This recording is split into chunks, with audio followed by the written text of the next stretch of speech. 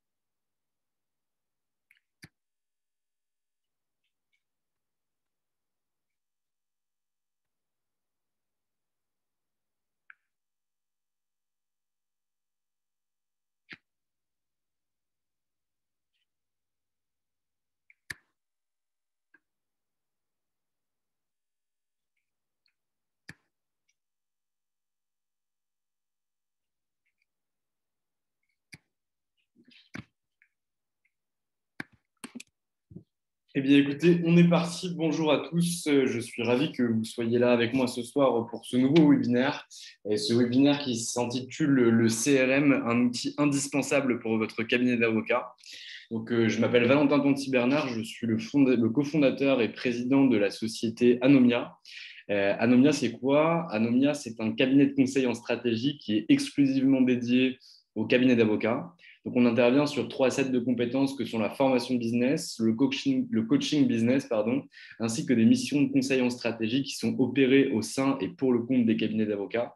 Donc là, on a une spécialité particulière où on intervient sur la stratégie exécutive et opérationnelle, l'acquisition et le développement de clientèle et l'optimisation des process du cabinet. Donc voilà pour qui je suis et ce que je fais. Je suis ravi de vous annoncer aussi que j'ai rejoint le comité stratégique du groupe Dalloz il y a de cela peu de temps et qu'on va travailler ensemble pour l'évolution de la profession d'avocat et pour donner du contenu à valeur ajoutée aux avocats. Donc là, aller faire un petit tour à regarder un peu ce qui est fait. Il y a un premier livre blanc qui va sortir d'ici très peu de temps. Bon, voilà pour la page de publicité. Petite news, donc on va traiter finalement le sujet qui nous intéresse aujourd'hui, qui est le sujet du CRM. Le CRM, il faut bien comprendre quelque chose, c'est qu'on parle de CRM et on pense immédiatement finalement à un outil, à un logiciel qui va permettre de nous aider dans la vente en tant que telle. Il faut bien comprendre que l'acronyme signifie Customer Relationship Management, c'est-à-dire que c'est un outil qui va permettre, enfin c'est plutôt une stratégie qui va permettre de gérer la relation avec les clients. Donc, quand on parle de clients, nous, on distingue entre guillemets 3 aspects chez Anomia, que sont les prospects qui vont devenir clients de votre cabinet d'avocat, les clients que vous avez signés et pour qui vous êtes encore en exécution de l'opération pour laquelle ils ont signé pour la première fois, et les clients qui ont déjà eu une expérience avec vous, une expérience qui s'est bien passée et dont l'objectif va être pour vous de les faire signer sur de nouveaux produits, sur de nouvelles prestations, sur de nouvelles opérations ou permettre à vos associés de pouvoir leur vendre leur expertise et également que ces clients-là soient des sponsors pour votre activité, c'est-à-dire que ces clients-là vous recommandent. Donc, c'est ça le CRM. L'objectif, ça va être vraiment de cultiver l'interaction, de pouvoir finalement organiser l'interaction qui va pouvoir se passer avec ses futurs clients, ses clients existants et en cours et ses clients passés. C'est comment finalement est-ce qu'on va les traiter, comment est-ce qu'on va interagir avec eux pour que ces clients-là ou ces prospects-là soient le mieux traités possible. Et grâce à cette philosophie du CRM ou via cette stratégie et ces process que vous allez mettre en place au sein de votre structure, vous allez pouvoir atteindre cet objectif-là. Donc, pour les petits cabinets d'avocats, les cabinets d'avocats individuels ou les cabinets d'avocats qui traitent très peu de clients de façon annuelle, il n'est pas nécessaire d'investir dans un outil lui aussi CRM, donc un outil de gestion de clientèle et de relations finalement de vente via la clientèle. Un simple tableau Excel avec des process et un calendrier suffira largement. Donc là, dans ce webinaire, on va parler du CRM en tant que tel. Donc, ça veut dire que je vais fusionner ce qui concerne la relation client et l'outil, parce que finalement, c'est ça qui va être pertinent aujourd'hui pour nous. C'est-à-dire que quand j'utiliserai l'acronyme CRM, je parlerai à la fois de la gestion clientèle, mais via l'intermédiaire de l'outil CRM qui va finalement permettre de vous aider. Donc ce soir, qu'est-ce qu'on va voir? On va voir déjà la distinction entre un ERP et un CRM parce que c'est ultra important, c'est-à-dire que un ERP, c'est un outil de gestion de cabinet d'avocats. Un CRM, c'est vraiment un outil qui va vous permettre de faciliter, d'organiser et de favoriser la vente et la fidélisation au sein de votre cabinet. On verra ensuite qu'est-ce qui est nécessaire de mettre en place au sein de ces outils-là pour que ceux-ci soient pertinents et comment finalement il faut le penser cet outil. On verra ensuite personnes qui doivent interagir, comment ça va devoir être pris en main au sein du cabinet et par quelle personne au sein de ce cabinet. Et enfin, je vous donne quelques conseils, quelques exemples de ce que nous, on a pu mettre en place, soit au sein d'Anonia directement, soit chez nos clients avocats, chez qui on a pu mettre en place des stratégies CRM. Ok, bon écoutez, j'espère que ça vous plaît. Si ça ne vous plaît pas, vous pouvez vous déconnecter. En tout cas, je suis ravi que vous soyez là ce soir et que vous m'accordiez un petit peu de votre temps. Donc déjà, pourquoi un CRM et qu'est-ce que c'est la distinction finalement entre un ERP et un CRM? Il faut bien comprendre que quand on gère une activité, on a besoin d'outils pour gérer cette activité. Quand je parle d'outils, d'investissement sur des logiciels ou quoi que ce soit, je parle uniquement de données que vous allez mettre à un endroit qui va être facile à retrouver pour vous et qui va vous permettre finalement de suivre au fil de l'eau un certain nombre d'informations. Que ce soit votre chiffre d'affaires, que ce soit votre facturation, que ce soit votre trésorerie, ça va être extrêmement pertinent de pouvoir le suivre. Ça se fait sur un ERP. Un ERP, c'est un logiciel qui va vous permettre de piloter votre activité. Où vous allez pouvoir suivre les dossiers qui ont été ouverts, la facturation qui a pu être faite, le taux de rentabilité que vous avez pu sortir d'un dossier, éventuellement s'il y a une fonctionnalité de timesheet, je disais en français, de feuille de temps, également avoir une rentabilité par rapport au temps passé. Vous allez pouvoir avoir des informations sur la provenance du client. Donc, en fait, c'est vraiment un logiciel qui va vous permettre de piloter votre activité, de la comprendre, de voir sa santé financière et de pouvoir adapter votre gestion votre comportement en fonction des informations qui vont ressortir sur votre tableau de bord. Donc ça, c'est vraiment un ERP. C'est finalement le meilleur compagnon de vie d'un chef d'entreprise, donc d'un avocat associé de cabinet, qui va permettre de suivre son activité. Quand on parle du CRM, on parle vraiment d'autre chose. Le CRM, c'est un outil qui va gérer les interactions entre vous, avocat, et les prospects, les clients en cours et les clients passés que vous allez pouvoir avoir. Finalement, c'est un outil d'aide qui va vous permettre d'organiser cette relation entre vos clients, on va prendre un terme général, clients et vos prospects, et vous-même. C'est-à-dire qu'aujourd'hui, je ne sais pas comment vous fonctionnez, mais je vais raisonner de façon générale aux avocats avec lesquels on discute de façon majoritaire. L'ensemble des avocats, lorsqu'ils ont ce qu'ils appellent une touche, bah finalement, ils vont lui envoyer un mail, ils vont l'avoir au téléphone de temps en temps, ils vont peut-être lui envoyer une newsletter, peut-être l'inviter à une formation, etc. Mais rien n'est organisé, rien n'est orchestré, rien n'est processé. Tant et si bien que certains clients sont oubliés, certains échanges qu'on a pu avoir avec eux ne sont pas consignés, ce qui signifie que quand on les a 6 mois après, ben, on ne sait plus du tout ce qui a pu être dit, on ne se souvient pas de tout. C'est-à-dire qu'en fait, on reste vraiment dans une culture qui est une culture artisanale. L'objectif du CRM, c'est vraiment de vous accompagner et vraiment de suivre votre relation avec votre clientèle. Je ne parle pas d'automatisation, je ne parle pas de mécanisation ni d'industrialisation. Nous, on fonctionne avec très peu de processus qui sont automatisés. CRM, ça ne veut pas dire on va tout automatiser, on va tout digitaliser, on va faire de l'envoi de masse de mails, etc. Donc, uniquement dire, grâce à cet outil-là, cet outil va m'accompagner parce que derrière, je vais bien le paramétrer, je vais bien penser phase de vente que je peux avoir avec un prospect, avec un client déjà passé pour réussir à réaliser de la vente additionnelle auprès de lui. Et grâce à cet outil, je vais connaître les actions que je vais devoir mettre en place. Je vais vous donner un exemple.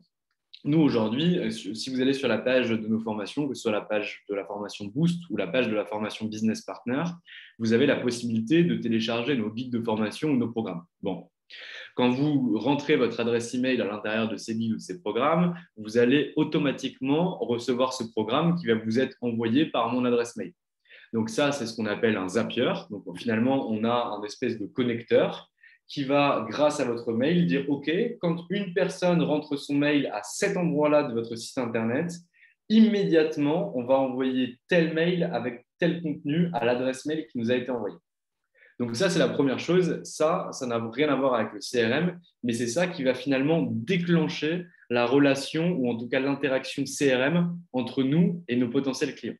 C'est-à-dire qu'une fois que ça a été mis en place, immédiatement, une fiche est créée à l'intérieur de notre CRM avec uniquement une chose qui est l'adresse de l'avocat ou en tout cas de la personne qui a téléchargé ce programme.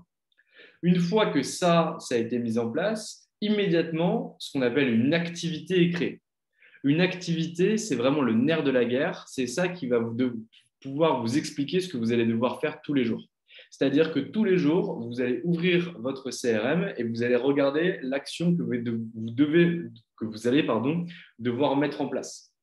Donc, une fois que finalement une fiche est créée, une activité est mise en place pour le lendemain. Et là, l'objectif du vendeur, donc très souvent moi ou un de mes collaborateurs, c'est de regarder les activités le jour quand on arrive le matin à 8 heures au travail. Donc là, on regarde ce qui se passe, on dit OK, il y a un avocat ou une personne qui vient de rentrer son adresse mail qui a reçu le programme. Grâce à l'adresse mail, on va devoir rechercher son nom, son prénom pour savoir dans quel cabinet elle travaille, est-ce qu'elle a téléchargé le bon programme de formation, est-ce que c'est vraiment une formation qu'il lui faut, est-ce qu'il ne faudrait pas plutôt lui proposer lui proposer du conseil ou autre chose.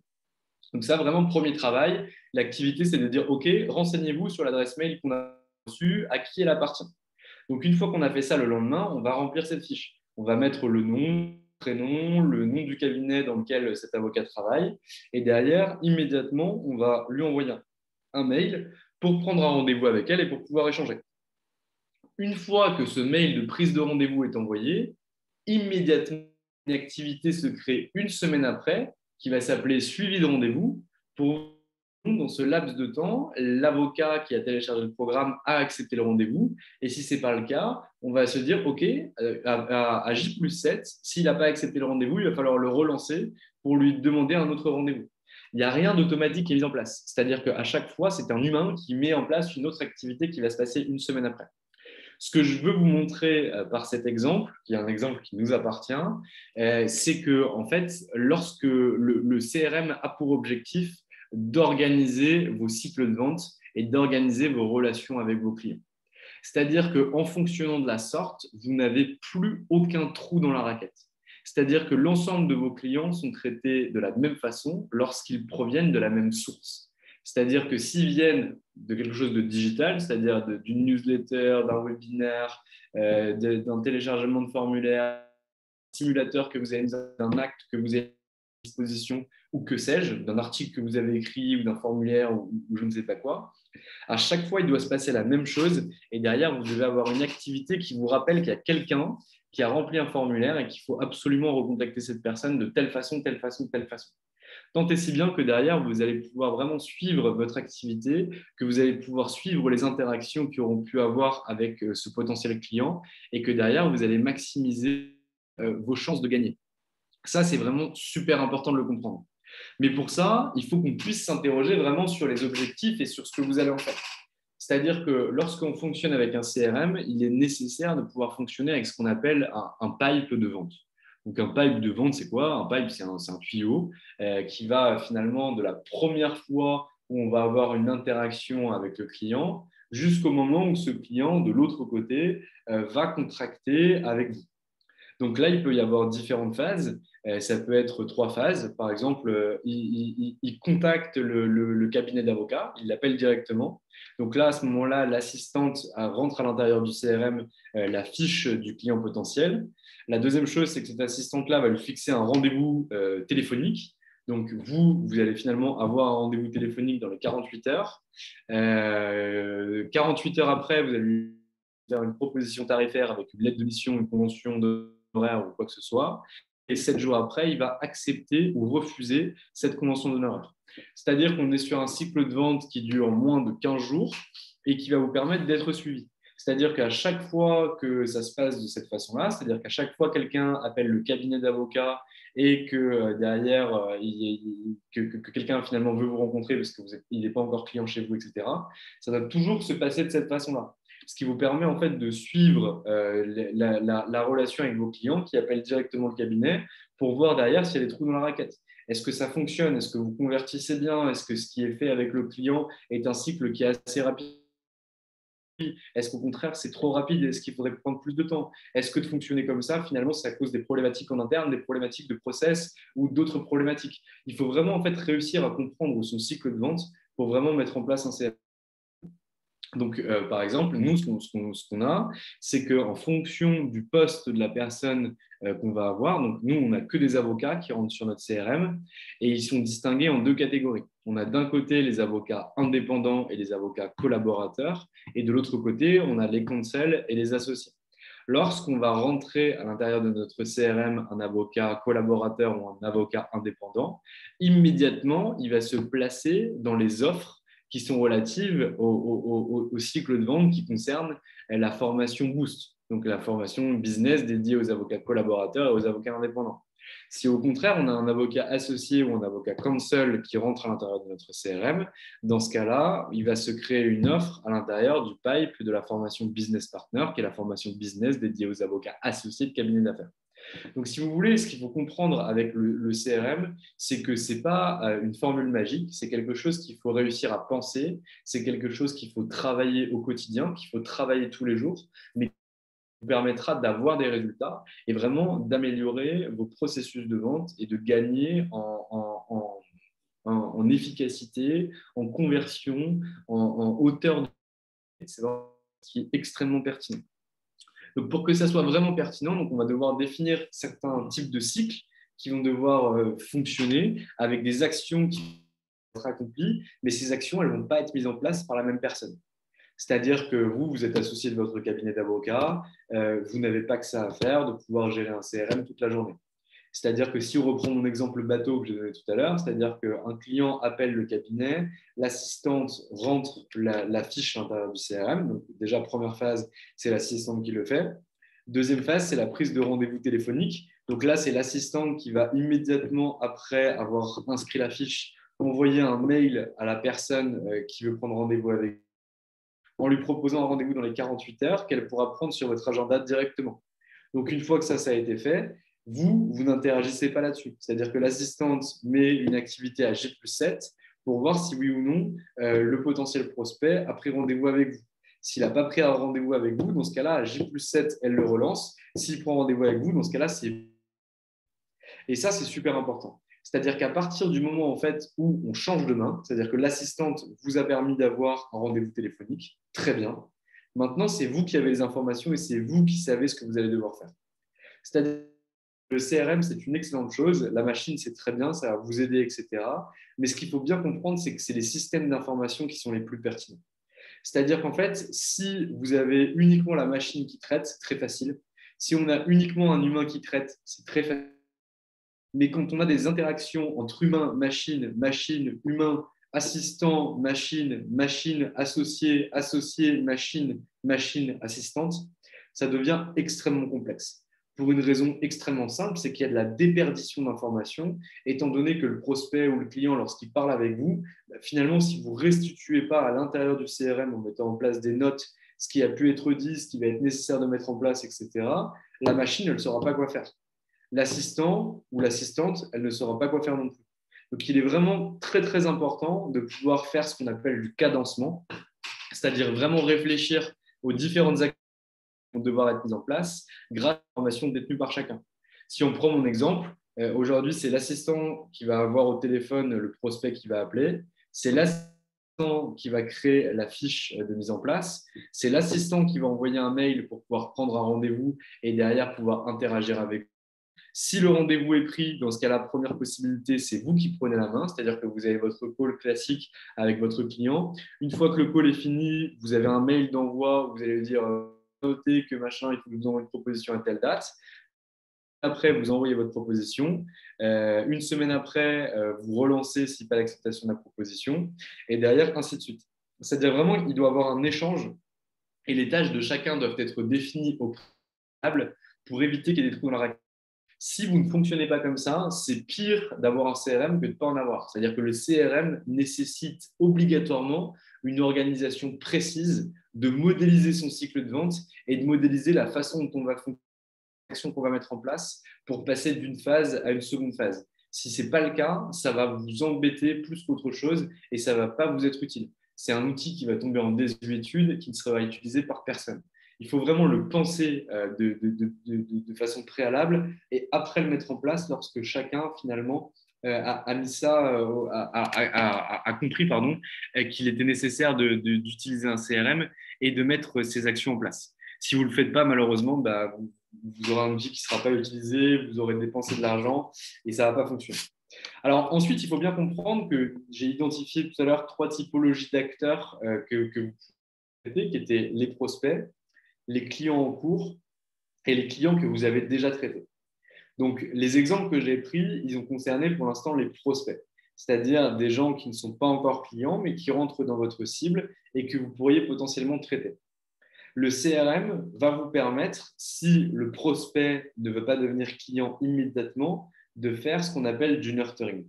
Le nurturing, c'est quoi? C'est la possibilité, ça veut dire couver en français, c'est la possibilité de couver quelqu'un qui n'est pas prêt à acheter maintenant, qui n'a pas de problématique maintenant ou que vous ne pouvez pas aider maintenant, mais que vous savez avoir un intérêt pour plus tard pour votre activité. Donc là, une fois que vous avez eu cette personne au téléphone, que vous l'avez vue en visio, que vous l'avez rencontrée en physique, il va être nécessaire de dire cette personne-là ne va pas devenir client demain au sein de mon cabinet d'avocat.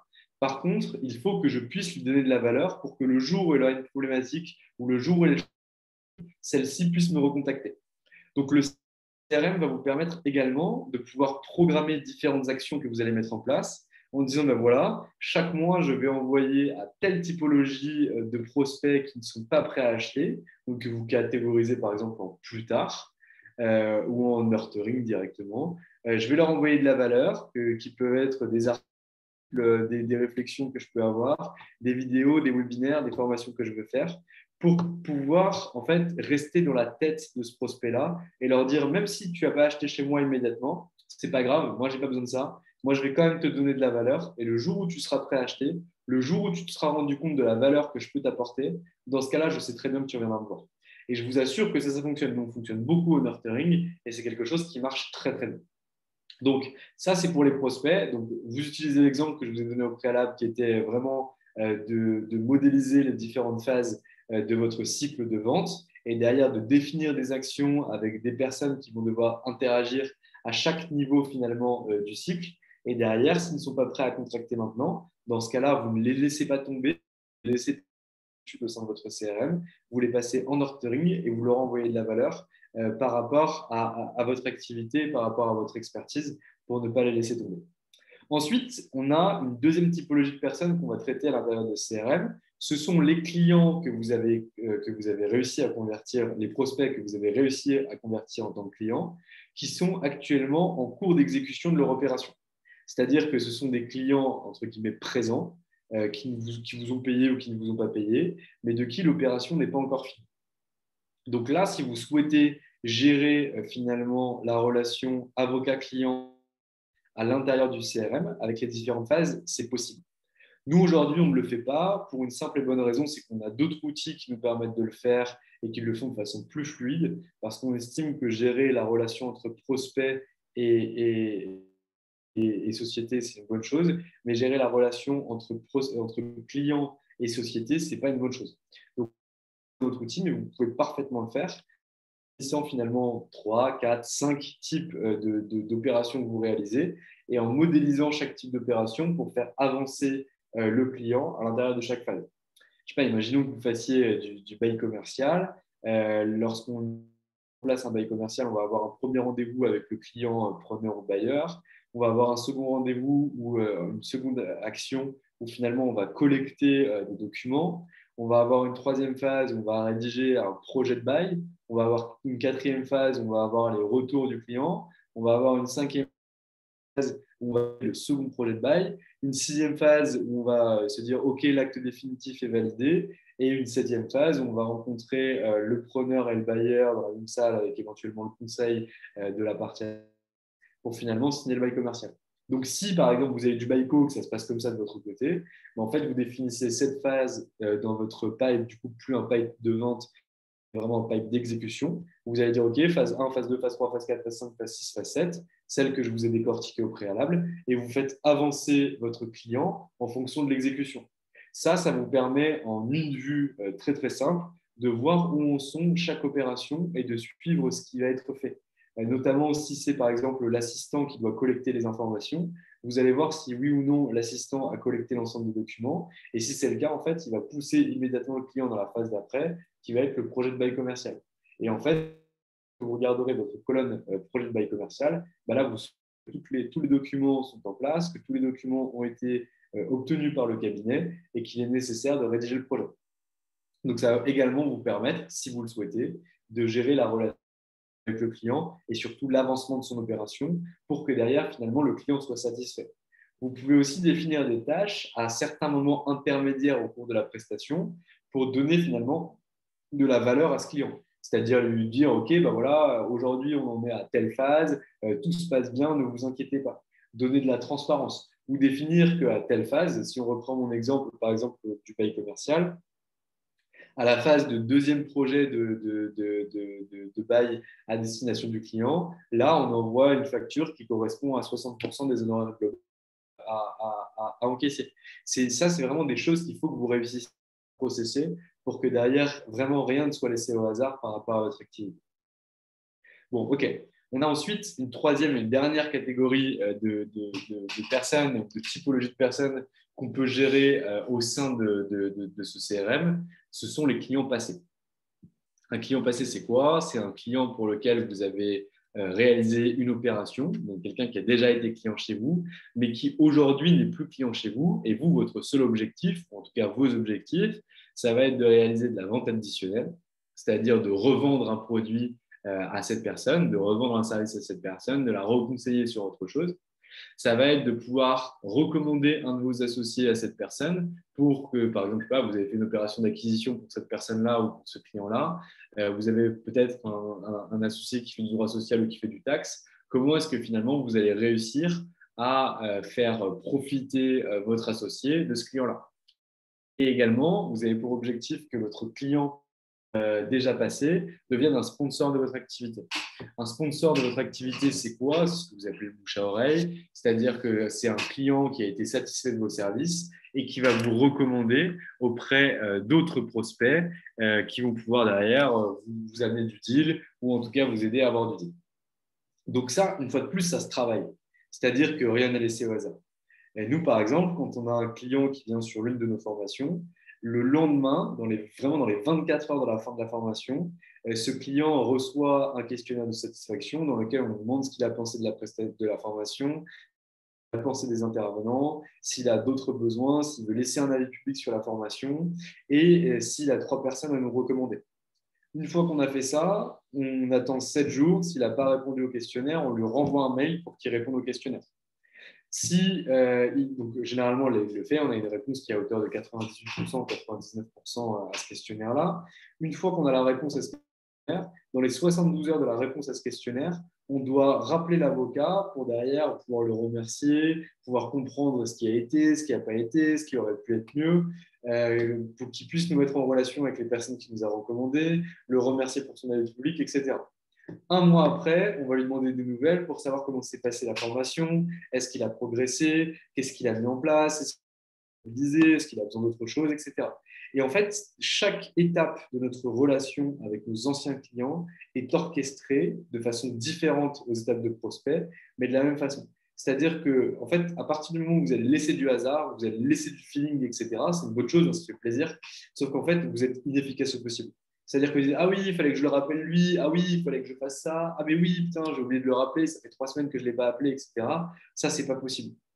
C'est-à-dire que derrière, vous avez beaucoup de clients à traiter, vous avez beaucoup de prospects potentiels à aller chercher, etc. Et surtout, vous n'êtes pas seul. Et à partir du moment où vous n'êtes pas seul, vous vous devez d'avoir un certain nombre d'organisations.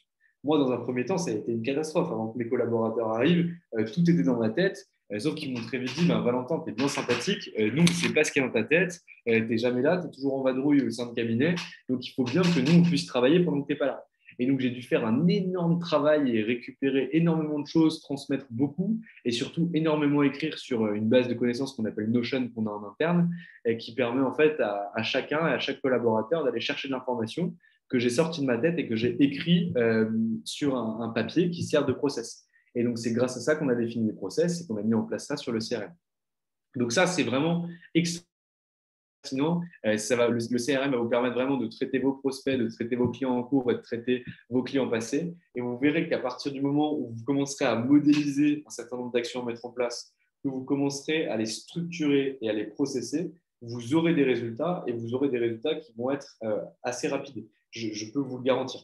Après, c'est vraiment un choix qu'il faut mettre en place et c'est vraiment quelque chose qu'il faut réfléchir parce que sinon, vous allez rencontrer un certain nombre de difficultés. Je bois un petit coup, j'ai un peu la grande message. Ok, donc une fois qu'on a dit ça, donc on a vu finalement c'était quoi les distinctions entre un CRM et un ERP. On voit finalement comment ça fonctionne, comment le mettre en place, quelles actions sont nécessaires de définir à l'intérieur du pipe de vente, qui va travailler à l'intérieur sur ce CRM et comment celui-ci va pouvoir fonctionner. Très bien. On va finir ce webinaire en échangeant un petit peu, enfin en parlant un petit peu des choses à mettre en place, des différents CRM qui peuvent exister sur le marché, de ce qu'on peut utiliser, de ce qu'on ne peut pas utiliser, etc. Bon, il faut savoir qu'un bon ERP peut faire le taf pour un petit cabinet d'avocats. C'est-à-dire que si vous arrivez à avoir un ERP qui est plutôt bien foutu, bon, je ne vous donnerai pas de nom, mais les ERP d'avocats sont majoritairement bien faits. Vous pouvez aller chez Diapad, vous pouvez aller chez Cléo, chez Lob, chez Cessible, chez Jarvis. Et si j'en oublie, vous pouvez aller également chez les autres. Il n'y a pas de difficulté. Vous aurez des fonctionnalités qui vont vous permettre de faire une petite partie de CRM. Et cette petite partie, elle est pertinente dans un premier temps et je vous conseille de commencer là-dessus, c'est-à-dire que vous ne faites pas d'investissement sur un outil que vous ne connaissez pas, vous commencez là-dessus et à partir du moment où vous serez bloqué par les fonctionnalités de votre ERP, dans ce cas-là, il faudra vraiment se poser la question de mettre en place un CRM ou pas. Mais si déjà sur l'ERP, vous ne rentrez pas les informations par rapport à la provenance du client, par rapport au référent du client, par rapport à l'action suivante à mettre en place, par rapport au repeat business potentiel qui est possible de faire sur lui, en fait, ça ne sert à rien de passer sur un CRM parce que ça veut dire que derrière, vous n'êtes pas dans cette démarche-là et que derrière, vous n'allez pas l'appliquer. Donc vraiment, il faut vraiment se poser les bonnes questions et avancer, et avancer pas à pas. Donc, fonctionnez déjà sur des outils que vous maîtrisez, sur des logiciels que vous avez déjà en interne, avant de faire de l'investissement sur des choses que vous n'avez pas encore. Bon, après, la question qu'on me pose souvent, c'est est-ce qu'il faut un CRM dédié avocat ou un CRM tradi, ça suffit? Finalement, l'activité d'avocat, c'est une activité de prestataire de services. Des activités de prestataire de services, bah, nous, on fait aussi. On fait du conseil en strat, donc finalement, c'est une activité de prestataire de services. On fonctionne sur un CRM qui s'appelle Pipedrive. J'ai aucune action chez eux. Il y a d'autres CRM qui s'appellent HubSpot, qui s'appellent Salesforce, qui s'appellent Sendinblue. Vous avez une partie CRM aussi. Vous avez une partie CRM sur nomination. Vous avez une partie CRM sur des logiciels métiers avocats. Finalement, peu importe. La seule chose qu'il faut que vous regardiez, donc généralement sur les CRM avocats, c'est plutôt bien fait. Vous avez des informations par rapport aux différentes données qui sont traitées, qui sont collectées, où elles sont hébergées, où est-ce qu'elles sont stockées, etc. Donc ça, c'est une bonne chose, vous pouvez aller checker. Allez voir ça sur les CRM traditionnels aussi. Mais ce n'est pas parce qu'on est avocat qu'on ne peut pas aller sur un autre CRM et ce n'est pas parce qu'on est avocat qu'on ne peut pas utiliser un CRM d'avocat. Ça, c'est vraiment à vous de voir. Ce qui est important de faire, c'est de ne pas choisir un CRM parce que d'autres confrères l'ont utilisé et vous ont dit qu'il était bien. Ce qui est important de faire, c'est de lister les fonctionnalités dont vous avez besoin pour derrière pouvoir fonctionner avec. C'est ça qui est vraiment le plus important. Un CRM, c'est aussi ultra pertinent lorsqu'on est plusieurs avocats, que ce soit des avocats collaborateurs ou d'autres avocats associés au sein de votre cabinet, pour finalement pouvoir partager des contacts. Ça, c'est vraiment extrêmement pertinent puisque aujourd'hui, on se rend compte que très peu d'avocats partagent leurs contacts ou leur base de connaissances. C'est un peu dommage Donc, la base de connaissances, le CRM ne vous aidera à rien, mais la base de contact, ça peut être extrêmement pertinent. C'est-à-dire qu'on se fout à 4 associés autour de la table et chacun va partager ses contacts en les organisant par secteur d'activité, par typologie d'entreprise, par provenance du client, pour que finalement, un associé qui viendrait sur le CRM et qui voudrait trouver un contact, je ne sais pas moi, chez un constructeur automobile, il a la possibilité de dire, ah ok, mon associé maître X dispose d'un contact dans ce secteur d'activité, je peux solliciter mon associé pour qu'il puisse me mettre en relation avec ce contact et que je puisse aller chercher des informations ou solliciter ce contact-là pour faire levier. Donc vraiment, le CRM, c'est aussi un processus d'harmonisation qui permet à différents avocats associés de partager leurs contacts en interne et de puiser à l'intérieur pour aller les chercher. Donc, moi, j'ai aucune action, j'ai aucun lien capitalistique, aucun intérêt financier à vous recommander un CRM. Ça, je préfère l'affirmer et vous le dire. C'est-à-dire qu'aujourd'hui, c'est vous qui devez regarder, c'est vous qui devez choisir et c'est vous qui devez faire en fonction de ce que vous avez. Mais gardez bien en tête que la modélisation va être super importante. Le fait de pouvoir amener ces projets-là en équipe est extrêmement important parce que si vous êtes seul à porter ce projet et qu'il n'y a que vous qui y croyez et que vous êtes le seul à remplir cet outil-là, ça n'a que peu d'intérêt, excepté si vous traitez énormément de clients. Donc, il faut vraiment que vous emportiez l'adhésion globale, ou en tout cas l'adhésion majoritaire d'un certain nombre d'associés pour que l'outil soit pertinent et que derrière, vous puissiez travailler et former les gens qui travaillent avec vous pour que l'outil soit bien utilisé. Donc voilà ce que j'avais à vous dire sur le CRM. Et je vous garantis que pour tous les cabinets d'avocats qui l'utilisent aujourd'hui, qui l'utilisent bien aujourd'hui, ils ont vu la différence, ils ont gagné énormément de temps, ils ont un développement qui est un développement méthodique, qui est un développement organisé et qui produit des résultats. Ils arrivent à suivre les discussions qu'ils ont eues il y a 6 mois, un an et demi, parce qu'on l'a mis en place il y a peu de temps, avec des prospects potentiels qui sont venus, avec des clients qui leur ont recommandé d'autres personnes, etc. Et ils arrivent vraiment à réaliser de la vente additionnelle, de la vente croisée. Ils ont vraiment pris en main l'outil et ça fait cruellement la différence. Je pourrais mettre en relation, si vous voulez, avec ces avocats-là chez qui on a mis ça en place pour que vous puissiez échanger avec eux et que vous puissiez voir le potentiel que ça a. Et si vous souhaitez avoir des conseils sur l'utilisation d'un CRM, sur la mise en place, si vous souhaitez nous montrer les CRM que vous avez et voir les fonctionnalités qu'on peut y mettre, n'hésitez surtout pas, contactez-nous. C'est très, très dur de faire un webinaire sur un CRM pour une raison extrêmement simple, c'est que quand on parle de CRM, on pense immédiatement à l'outil et que pour pouvoir vous montrer quelque chose, il faudrait que j'ai l'outil sous la main pour pouvoir vous montrer les bienfaits du CRM, sauf que je ne veux vous présenter aucun outil, donc c'est un peu compliqué de mon côté. Donc, en tout cas, si vous avez des questions, je suis preneur, n'hésitez surtout pas, vous pouvez nous contacter contact@ad.fr ou sur LinkedIn directement me contacter, Valentin Ponty Bernard. Donc, en tout cas, je vous souhaite à tous une excellente soirée. J'espère que ce webinaire vous a plu. Et si ça vous intéresse, la semaine prochaine, j'organise un webinaire sur la puissance de LinkedIn dédié aux avocats, ou en tout cas un thème qui s'y apparente. Et donc, je serai ravi de pouvoir échanger avec vous si vous souhaitez échanger d'ici là. Je vous souhaite à tous une excellente soirée.